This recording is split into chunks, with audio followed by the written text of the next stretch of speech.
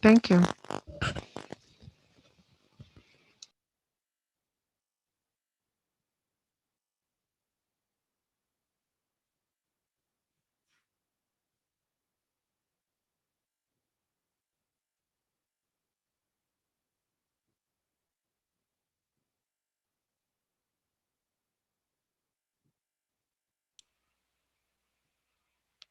Can you hear me?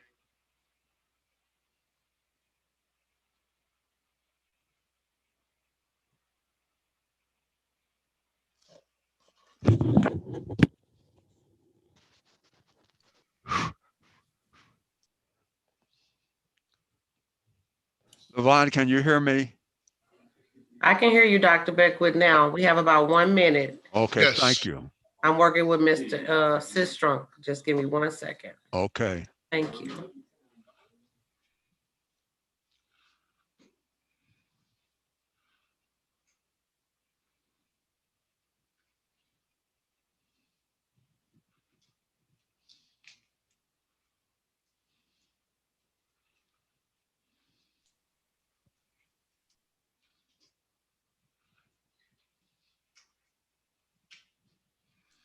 Testing.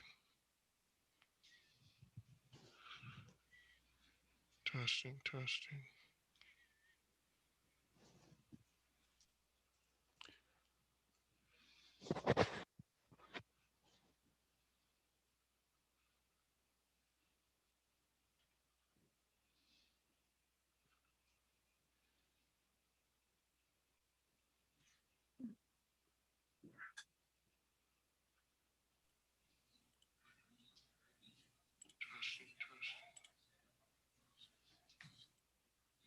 Okay. All right. Okay, thank you. All right, thank you, Dr. Beckwith, for. Okay. I have 7 o'clock, Shay. Yes, sir, 7 o'clock. Okay. Calling the meeting to order. We do have a quorum this evening. Ms. Morrow Real and I are on site. Ms. Oswald is with us via Zoom. May I have a motion for approval of the agenda? Is there a second? Second. Moved and second. We're ready for the question.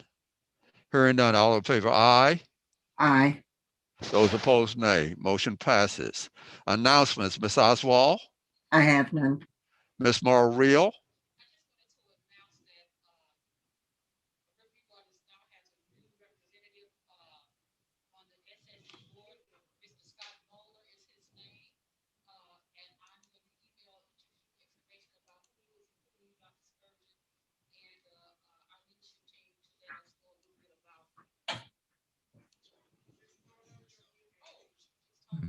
I apologize. I was stating that we now have new representation for our school district on the special school districts board. His name is Mr. Scott Moeller, and I'll be sending Dr. Spurgeon, the SAB, and our leadership team information about him. And I've invited him to contact us sometimes when he would like to listen in on our meetings. Very good. Heard you that time. Yeah. I have no announcements. Ms. Fields, are there any patrons who wish to speak to the board who have previously registered? Ms. Fields? I'm going to take that as a no. We're going to. No, sir, we do not. I'm sorry. Okay. Riverview Excellence. Is Mr. Sistrunk or Ms. Green going to do that? I will do it, Dr. Beckwith. Okay. All right, let me get my agenda up. So Riverview Excellence for this meeting. We have a couple of people that we want to recognize, well, more than a couple. But first, I want to recognize District Security Officer James Boatwright. And Mr. Boatwright, actually, this happened a while ago, but he was featured on Netflix, a Netflix series, The American Barbecue Showdown. And so to earn his way onto that show, Mr. Boatwright had to cook against, I believe, hundreds of barbecue chefs across the nation. He eventually made the top 20 and then the top 10. and earned his way onto that series. So we wanted to just give him recognition for being one of the top 10 barbecue cooks in the nation. It's still there on Netflix right now. So anybody who's subscribed to Netflix, go check that out, the American Barbecue Challenge, and you can see DSO Boatwright. He's there in central office, every day, taking people's temperatures, protecting the staff, protecting the public who come, but he's also a grill master. And so we just wanted to honor him for that. Be sure to check out the Inside View, the latest newsletter, and it has his full story. Also, we wanted to recognize the members of the facilities and the custodial staff. We had the big snowstorm a few weeks back, and so we wanted to just honor that team who showed up and made sure that the building facilities were taken care of. So, of course, Miss Yvonne Green led that team, but the other individuals, so on President's Day, which was a day off, she had staff members come in. That was Kenny Butler, Lee Mabins, Tony Sanders, Herb Samples, and Bob Schrader. And then the following day when we got the big snow, and we know some people were not able to make it, some people called off, but these people, they took their duty seriously. They made sure they sacrificed and got in. So in addition to those individuals I just named, they were also joined by Ernestine Brown, Derek Turner, Chris Dodson, Malcolm Holt, Bobby Robinson, Latanya Shelton, Brandon Davis, Monterio Berry, Quentin Wright, Carl Armstrong, Al Wall, Cora Nichols, Carl Johnson, Willie Tillman, David Phillips, Danny Liner, Robert Phillips, Stan Henderson, Dion Snyder, Albert, I don't want to mess up his name, Psotnik, and Norvell Harris. So we just want to give a round of applause to our maintenance, facilities, and custodial team because they came in, they did the dirty work, and they made sure that our facilities were safe when everybody else was able to come back on campus. Thank you, Mr. Sistrunk. My high commendation to those facility persons who came in on President's Day to make sure that the next day people could drive in and walk in. Much appreciated. And also to Mr. Boatwright, the master barbecuer, and would hope one day he would provide the SAB with samples of his work so we can testify for him. Well, I'll pass the message along, Dr. All Booker. right. Dr. Beckwith, I can already testify for him. Amen, amen. All right. Let the church say amen. We're now down to the superintendent's report, Dr. Spurgeon. Thank you, Dr. Beckwith. Let me share my screen here. Okay, so we've already talked about some of the Proposition E activities that we've completed since the last board meeting. So I'm going to talk about what we've done since February the 23rd. And so I think everybody can see that on your screen. I hope everybody can see that. Yes. So February 24th and March the 3rd, we had our full Proposition E committee meetings. February 24th, we also started our push for the social media campaign. On the 25th, we had Proposition E flyer pass outs and handed out at the Delwood Food Distribution Center.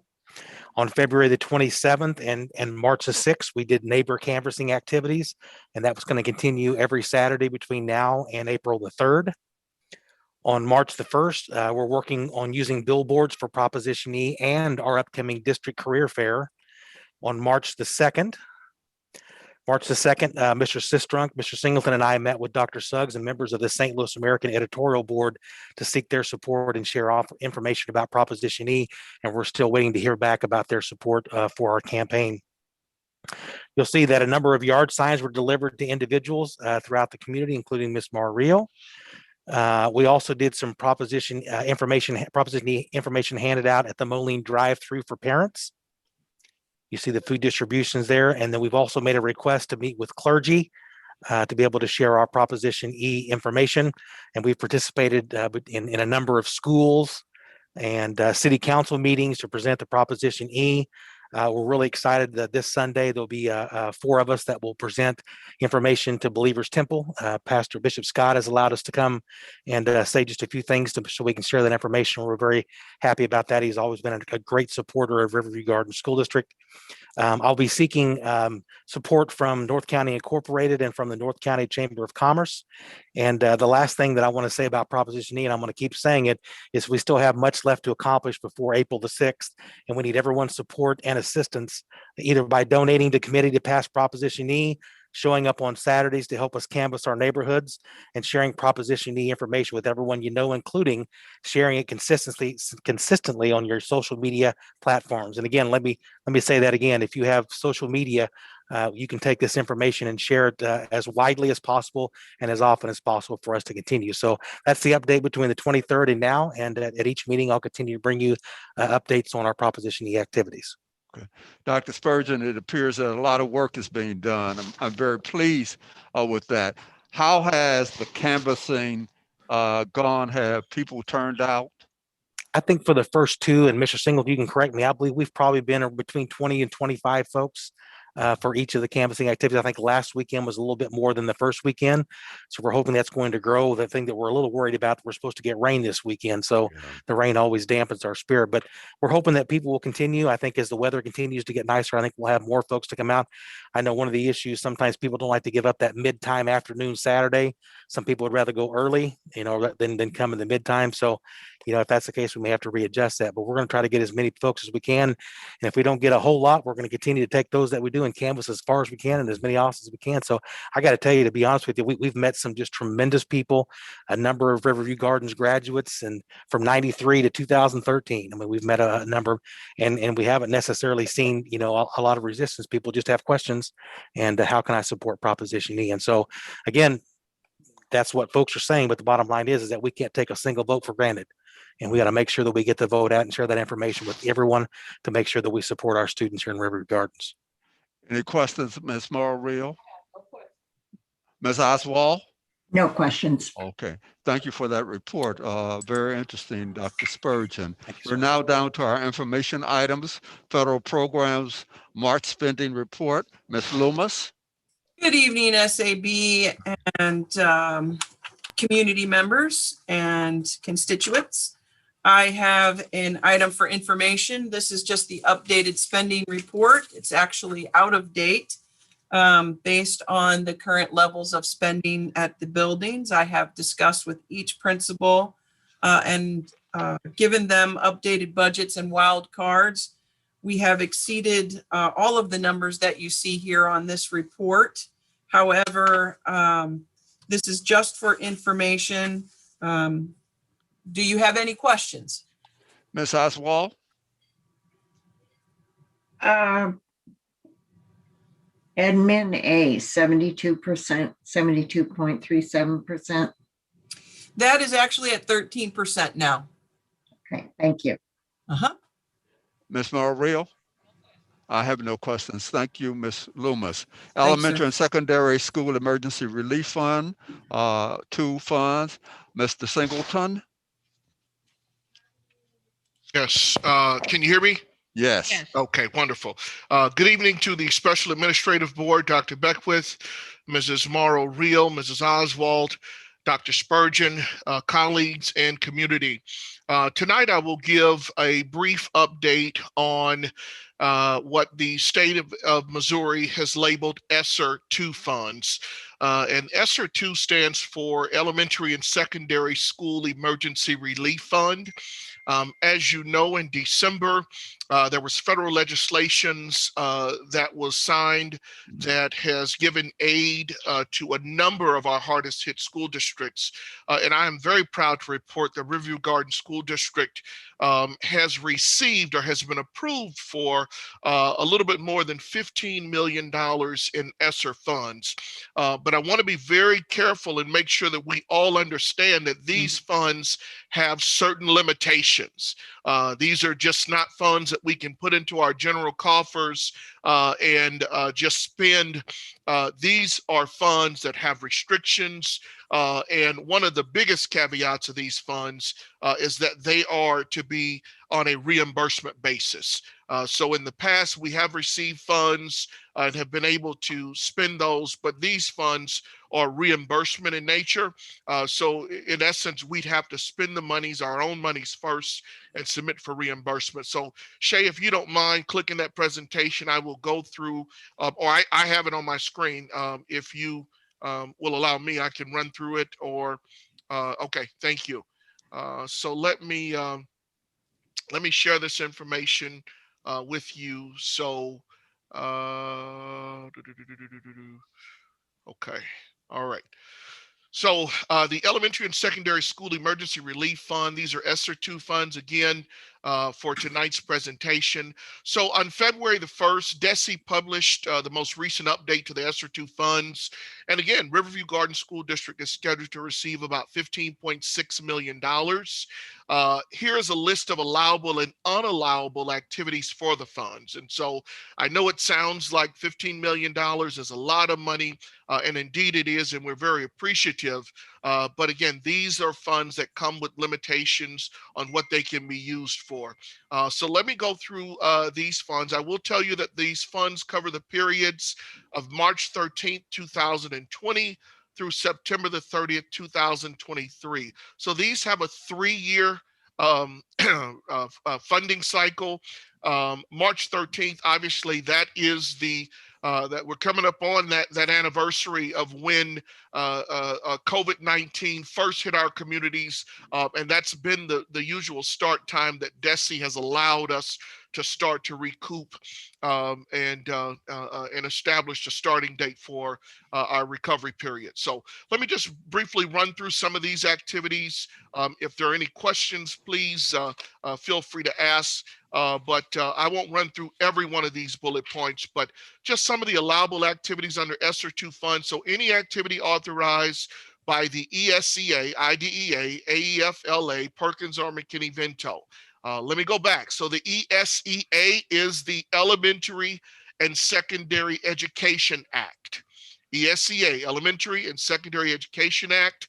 IDEA, that's the Individuals with Disability in Education Act.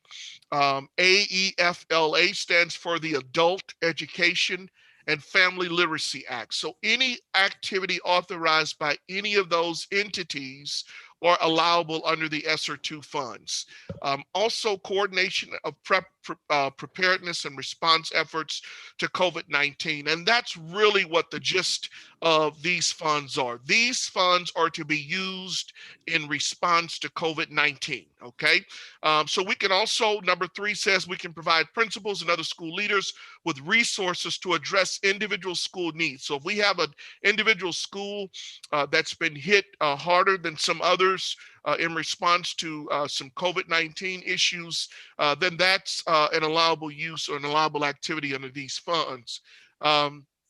Number 4 says activities to address the unique needs of low-income children, children with disabilities, English learners, racial and ethnic minorities, students experiencing homelessness, and foster care youth, including outreach and service delivery. So that's an allowable activity. Number 5, procedures and systems to improve the LEA, the local education agency, preparedness and response efforts. So if we're trying to do anything to combat and respond to COVID-19, if we have food drives or those kinds of things, those are things that are allowable under SR2 funds. Number 6, training and professional development for LEA staff on sanitation and minimizing the spread of infectious disease.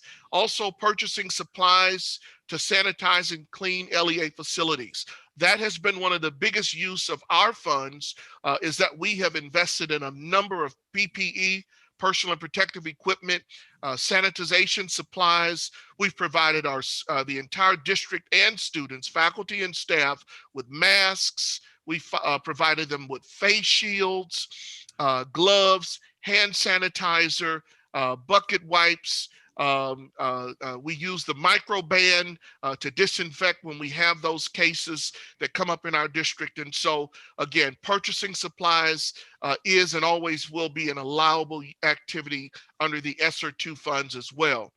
Number 8 says planning for and coordinating during long-term closures, including how to provide the following: meals, technology for online learning, guidance for carrying out IDEA requirements, and educational services consistent with applicable requirements. And so that's one of the things that we've also done consistently over the last year, is try to use our first student transportation vendor to do some outreach related to meal deliveries. And so that is an allowable reimbursable activity under SR2 funds. And also purchasing educational technology. We used a number of ESSER dollars to go one-to-one. And I'm very proud that our district now has a computer device in the hands of every student in this school district. And so that is an allowable activity. We do want to purchase some additional machines so that we have some devices in case some of our current devices are damaged or worn out. And so I'm working with Dr. Larry now to provide for some resources to give us some backup options as well. Number 10, 11, and 12, providing mental health services. We know that mental health is often a forgotten thing, or it's taboo. People really don't talk about it, but it's certainly a service that's necessary. And so we can use ESSER funds to engage in mental health activities and supports for our scholars. Planning and implementing summer learning and supplemental after-school programs. And we're working now, I know Dr. Nichols is putting together a curriculum for summer school. So Dr. Nichols, we can get you a few dollars here under the ESSER categories to help support some summer learning and some supplemental after-school programs. Also, other activities necessary to maintain the LEA operation and services and to employ existing LEA staff. Those are some of the allowables. Number 13 is long-winded here, but again, addressing learning loss among students. And we know, and we'll probably find out soon exactly where our students are compared to where they should be. And I'm glad to know that ESSER is allowing us to address those gaps in learning. And so especially with low-income students, children with disabilities, English language learners, racial and ethnic minorities, these funds will allow us to address and put programs in place to address those learning losses as a result of COVID-19, okay? And the last couple bullet points here: school facility repairs and improvements to enable operation of schools to reduce the risks of transmission and exposure to environmental health hazards and to support student health needs. The last one here: inspecting, testing, maintenance, repair, replacement, and upgrade projects to improve the indoor air quality in school facilities, including mechanical and non-mechanical heating, ventilation, and air conditioning systems, filtering, purification, and other cleaning, fans, control systems, and window and door replacement, repair and replacement. So those are some of the allowable activities.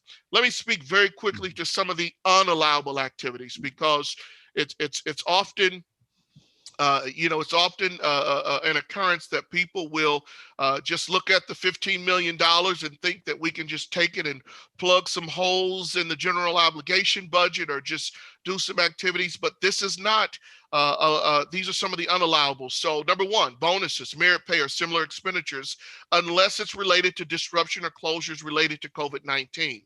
Number 2 says subsidizing or offsetting executive salaries and benefits of individuals who are not LEA employees. Number 3 says expenditures related to state or local teacher or faculty unions or associations. And number 4, activities or purchases religious in nature are not allowable with these funds.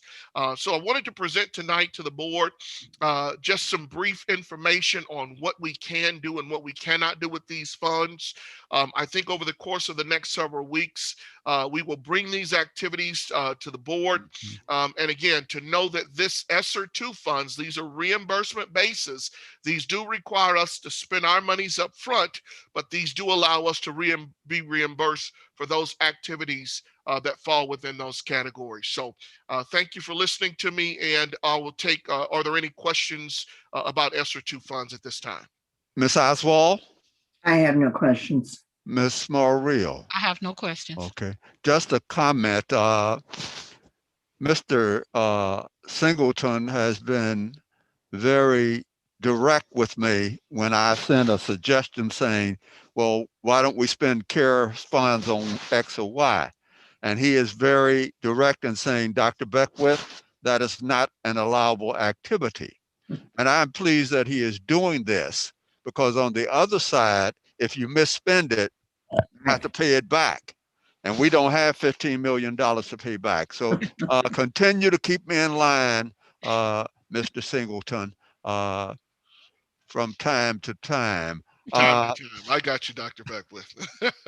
Question, can we go back to March 13, 2020 and beyond? If we spent district money on something that is an allowable expense, can we then move that over and ask for reimbursement under ESSES? Yeah, yes, we can, Dr. Beckwith. And I was talking with Monica, and I've already talked with Dr. Spurgeon.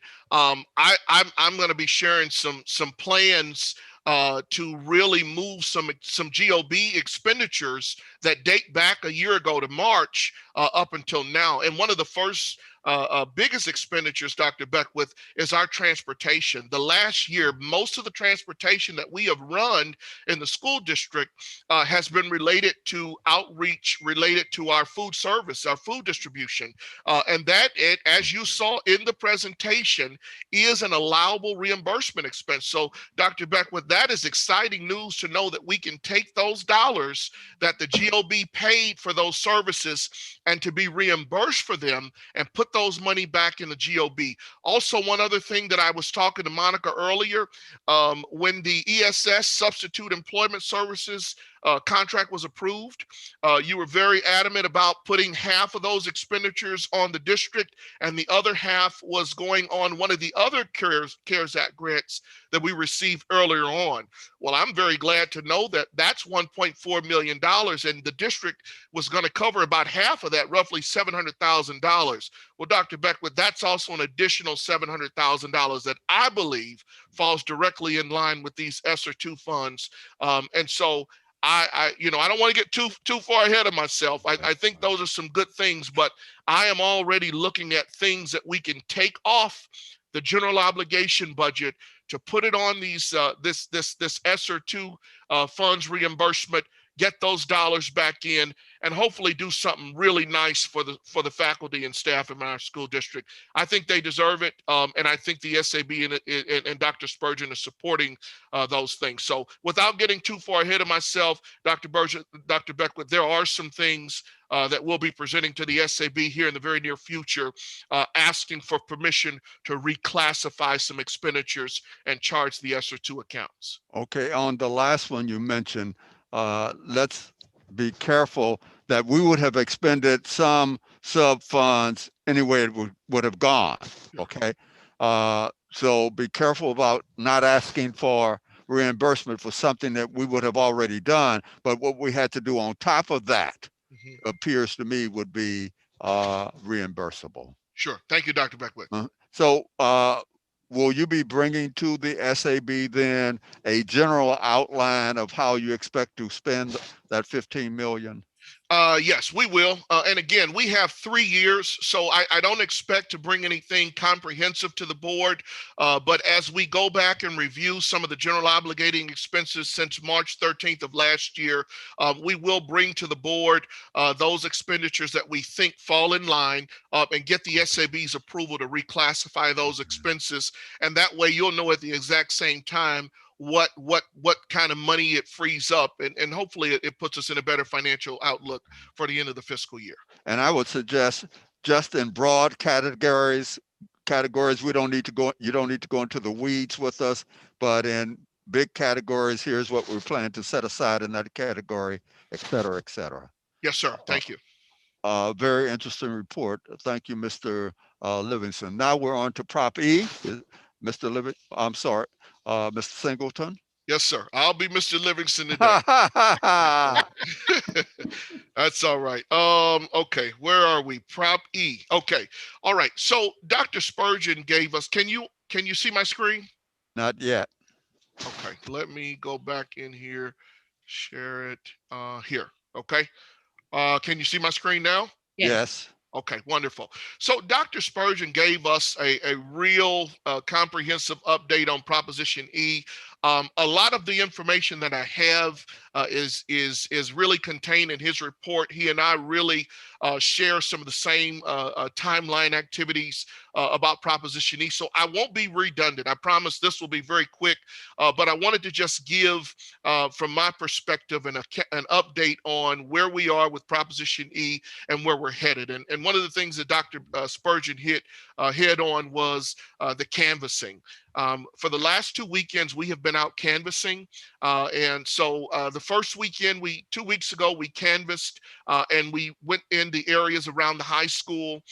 We also went in the areas of LeMaster's school. And also we went into the area around Westview.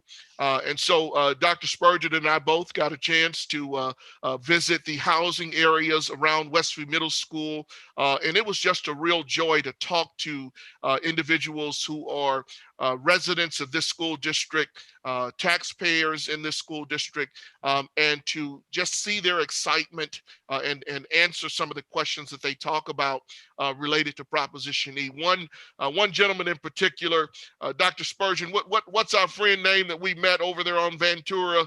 Mr. Cobb. Mr. Cobb, yes, sir, Mr. Cobb. We spent a good 20 or 30 minutes talking to Mr. Cobb about Proposition E. And not only did he take a sign, but he promised that he was going to support Proposition E.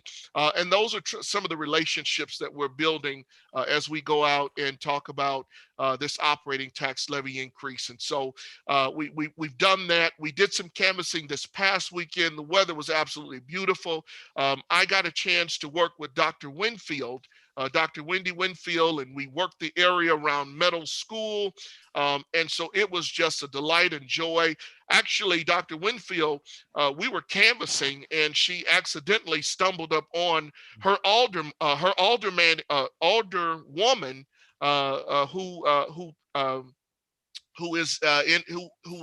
where her school sits in the aldermanic district. And so I was excited that we were out, and then Dr. Winfield actually got to meet the alderwoman who was responsible for the area in her school. And so they made additional plans to talk and have some back to school activities and things like that.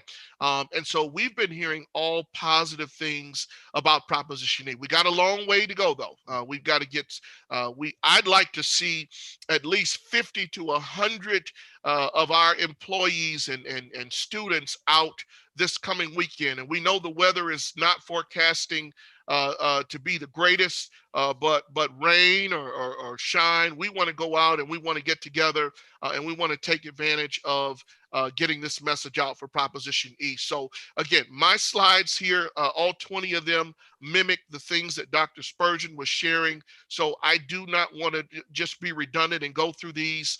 It would certainly not be the best use of time. But what I did want to do is just highlight some other areas that Dr. Spurgeon may not have highlighted, but just to let you know that we are very excited. The donations are coming in on the committee side as well. I think we've gotten well over $2,000 in donations. The RGNEA is supportive of as well. We got their $150 donation today. The staff in the school district has supported, and there is no donation too big or small. And I want to just say that we appreciate everything and everyone's efforts. There are signs in all kinds of communities and neighbors and yards in our school district. And so I think the word is getting out about Proposition E. As Dr. Spurgeon mentioned, we're going to Believers Temple Church on Sunday. We're going to do some canvassing this Saturday as well. We're hoping that if we need to expand around the spring break time, I know a lot of people will probably, we won't have huge numbers, but we are going to show some kind of effort because over the next 4 weeks or so, we have to do what we have to do in order to make Proposition E pass. So Dr. Beckwith, thank you for giving me the opportunity to give you just a little bit more of an informational update, and I'll take any questions if you have any at this time. Ms. Oswald, No questions. Ms. Morrow Real. Where will you be assembling to canvas? What are you? So Ms. Morrow Real, we meet here, and we always say about 11:45, but honestly, if you're here by 11:30, we'd like to give everybody a sandwich or two, a pizza, or some water. We've got some snacks that we've secured. So we meet here at central office. So we ask everyone to come here and park. And also, let me say this, and I want to make sure that this is a matter of public record, that First Student has volunteered their services as well. And for the last 2 weekends, they have given us a school bus free of charge. And they have driven us around the community so that we can band together and we can do this together. And so I do want to thank the team over at First Student. They're not charging us, and they are driving us around the community and allowing us to go out and canvas. So Ms. Morrow Real will be here on Saturday. Hopefully we ask you to start gathering around 11:30 so that we can get out of here at 12 o'clock. Thank you. Mr. Singleton, has any focus been placed on our high schoolers who are 18 about making sure they get out to vote? Yes, sir, Dr. Beckwith, and I thank you for asking that question. I have been in contact with Dr. Jared Smith, the AVID coordinator of the high school, and I'm sorry, the ACE coordinator. I apologize, not AVID, ACE, the ACE coordinator, and he has promised me several high school students for this weekend. We've just kind of been hit or miss with them over the last couple of weeks, but the voting deadline is coming up, and so we are working for those students who are 17 and a half years of age. At this current time, they are eligible to vote, and so we are getting the word out and making it important for them to do their civic duty. This is a real good lesson in civics, and in an important measure that they too can take part in. Very good. No other questions. We're now down to our discussion items. Adoption of the 2021-22 district calendar. Ms. Williams-Woods. Good evening, Dr. Beckwith, Ms. Morrow Real, Ms. Oswald, Dr. Spurgeon, colleagues, and community. Tonight I will be presenting an item for the discussion, adoption of the 2021-2022 district calendar. The committee met on several occasions. Myself, Dr. Triplett, Ms. Barbara Sharp, Mr. Yarman Kirksey, Dr. Sherry Schoberg, Ms. Kimberly Mott, Ms. Cassandra Brown Jenkins, and Ms. Valerie Turner. The calendar consists of 170 student attendance days, 190 teacher contract days, 10 professional development days, and 7 teacher work days. The teacher salaries are based on 190 work days for the 2021-2022 teacher contract. It is recommended that the Special Administrative Board approve the proposed 2021-2022 district calendar. Are there any questions? Ms. Morrow Real. No, I have no questions. Ms. Oswald. No questions. Just a suggestion, as you get older, especially with males, color blindness comes more and more of a problem. If at possible, starting next year, if we could use some other color between district close and teacher work day, I sometimes have great difficulty in determining between those two reds. What do you call district close? What color is that? So when district is closed, it is, okay, well, it looks more like a pink to me, more like a fuchsia kind of color. Yeah.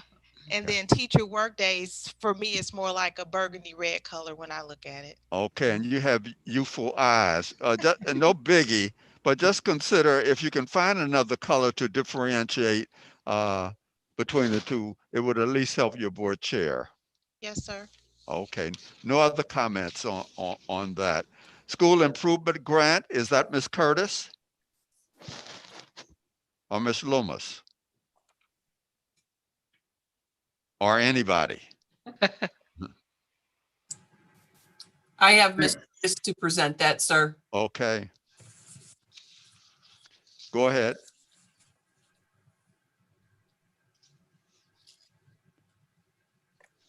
Is Ms. Curtis on the call? Go ahead.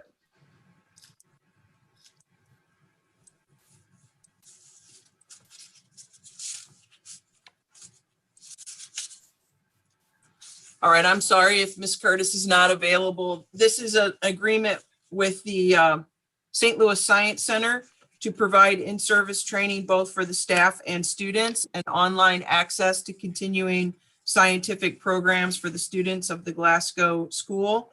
Also has community and family involvement with movie night, STEM nights, and services provided to the St. Louis Science Center, to the Glasgow families and community. The cost is not to exceed $87,000 for professional development.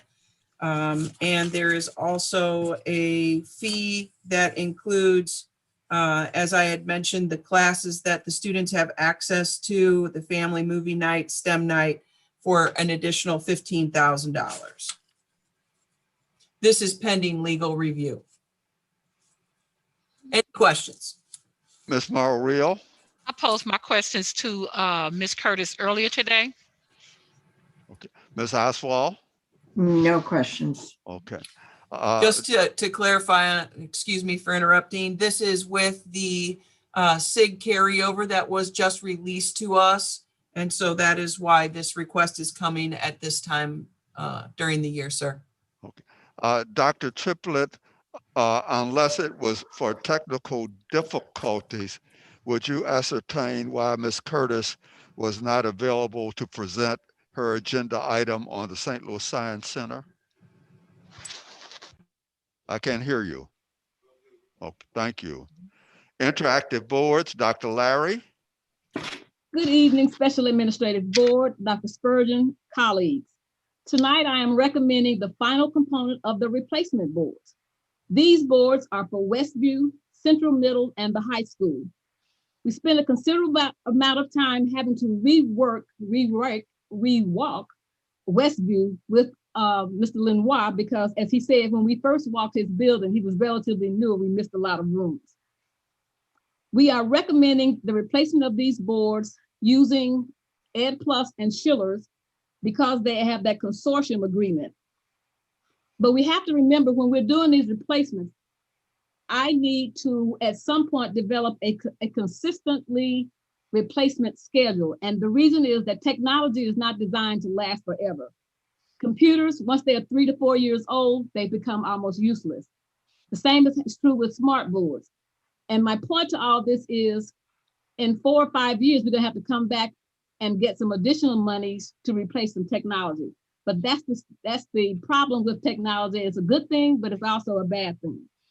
At this point, I am recommending that we spend a total of $108,623, which will be taken from the Prop R funds and will be combined with the other boards that we're purchasing. And because of the need or the desire to get these purchased before spring break, as I'm receiving questions from teachers almost daily about when will I get my new smart board. So I do want to get these ordered as soon as possible and have requested that we also do discussion and approval at the same meeting. Are there any questions? Ms. Oswald? No questions. Ms. Morrow Real? No questions. Mr. Singleton, would any of this be approvable under the new CARES Act? I believe so, Dr. Beckwith, and the infamous question that I always ask is, were it not for COVID, would this need exist? And so, Okay. you know, I think we can make an argument about some of the boards. Now, the ones that have just been out and have been out for a while, you know, we probably, but the need for these boards to be working in a functional order can certainly be an activity allowable under COVID. Okay, thank you. No other questions, Dr. Larry. Riverview Gardens Summer School Program 2021, Dr. Nichols. Good evening, Special Administrative Board, Dr. Spurgeon, and school community. This evening, I am presenting the 2021 Summer School Program for discussion. This year, the Summer School Program includes several offerings that will provide support for scholars in grades KG through 12 in the areas of reading, science, and mathematics in an effort to address the learning gap. In addition, scholars will be provided opportunities to engage in enrichment activities provided by the district's external partners. The plan is to provide in-person learning and enrichment activities for scholars via the summer programs indicated on the summer school program document. However, if the district is not able to offer in-person learning due to the COVID-19 pandemic, or we are not able to acquire teachers to work the summer school programs, the district will provide support to scholars via the Launch Online Summer Program and/or virtual teaching. At this time, I'll answer any questions that you may have regarding the summer school program. Ms. Morrow Real, I don't have any at this time. Ms. Oswald. No questions now. I have no questions. Thank you, Dr. Nichols. We're now down to our consent agenda. May I have a motion to approve the consent agenda? So moved. Is there a second? Second. Ready for the question? Hearing none. All in favor, aye? Aye. Aye. Those opposed, nay. The motion passes. We're now down to our 2 action items. First, Ms. Loomis presented the Glasgow Elementary Partnership with the St. Louis Science Center. May I have a motion for approval? So moved. Is there a second? Second. Ready for the question? Hearing none. All in favor, aye? Aye. Aye. Those opposed, nay. Motion passes. Our last item, interactive boards. Dr. Larry just presented on that. May I have a motion for approval? So moved. Is there a second? Second. Ready for the question?